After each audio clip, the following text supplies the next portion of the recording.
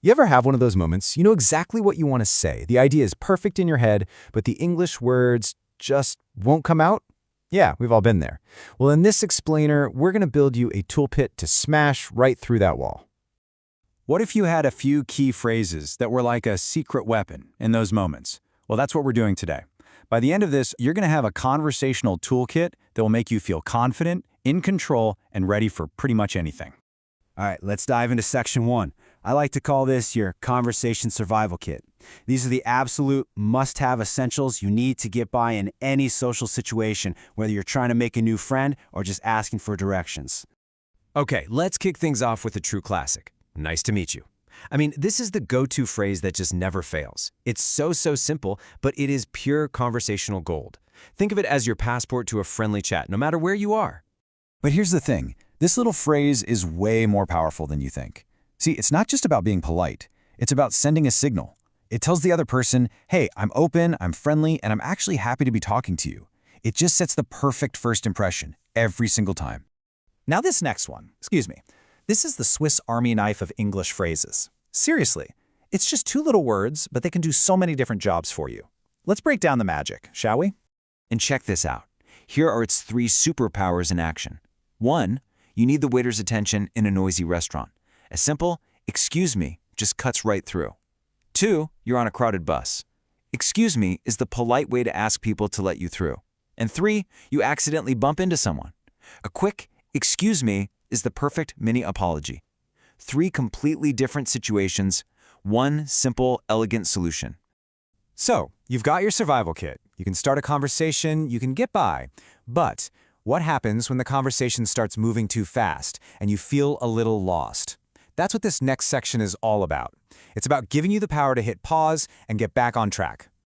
Now listen up, because this is important. I want you to completely forget the idea that it's a weakness to admit you don't understand something. It's not. It's a superpower.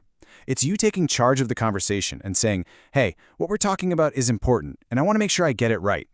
And here's a pro tip for you. Never just say, I don't understand, and stop. Always follow it up with a specific request. Something like, could you explain that in a different way? Or, could you give me an example? This shows you're not giving up. You're working with them to find a solution. You know that feeling, right? Someone's talking a mile a minute, and your brain is just scrambling to keep up. Well, this phrase is your lifeline. It's a really polite, really direct way to say, hey, let's just slow this train down a little bit so we can stay on the same page. And remember this, communication is a dance. It takes 2 people. So when you use this phrase, you're not just asking for help. You're actually helping the other person become a better communicator for you. You're working together to make the conversation a success. Okay, so you've got the basics of clarification down. Now it's time to level up. This next phrase isn't just about understanding the words, it's about going deeper. It's for those moments when you want to peel back the layers of an idea and really get what it's all about. Just imagine you're in a meeting. Someone throws out a new idea. Instead of just nodding, you could say, that's a really interesting concept. Could you explain in a bit more detail how that would actually work? You see the difference? You've just gone from being a passive listener to an active, engaged member of the team. Okay, we'd handled the social stuff.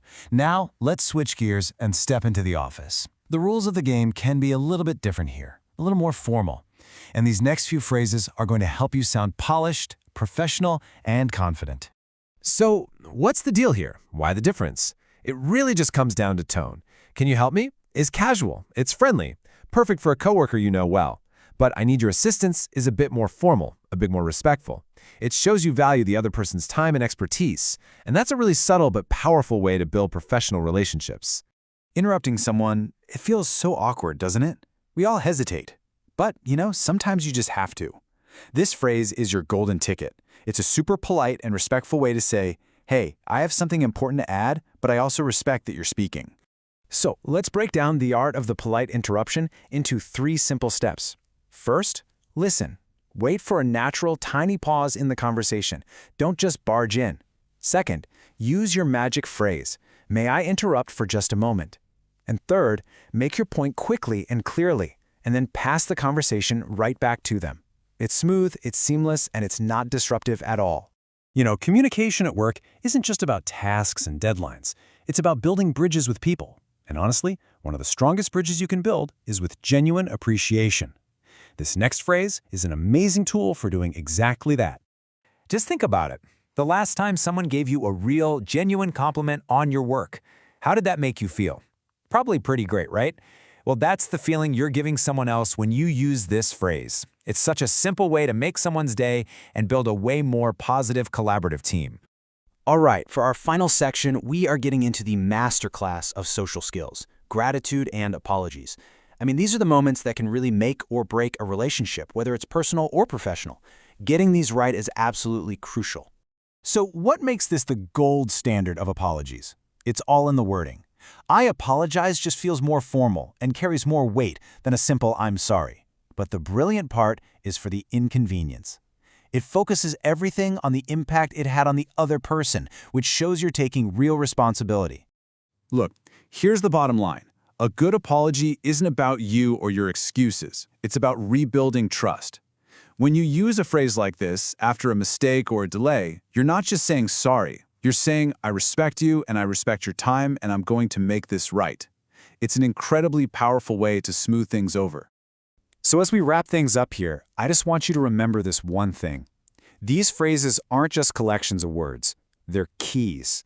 They're keys that unlock new conversations, new relationships, and a whole new level of confidence for you in English. So please, go out there and start opening some doors. So here's my challenge to you. Before the end of the day, pick just one phrase from this whole explainer and make a little plan to use it. Maybe in an email, maybe on a phone call, or just in a chat with a friend. The important thing is just to take that first step. Thanks so much for joining me, and I can't wait to hear about all the amazing conversations you're about to have.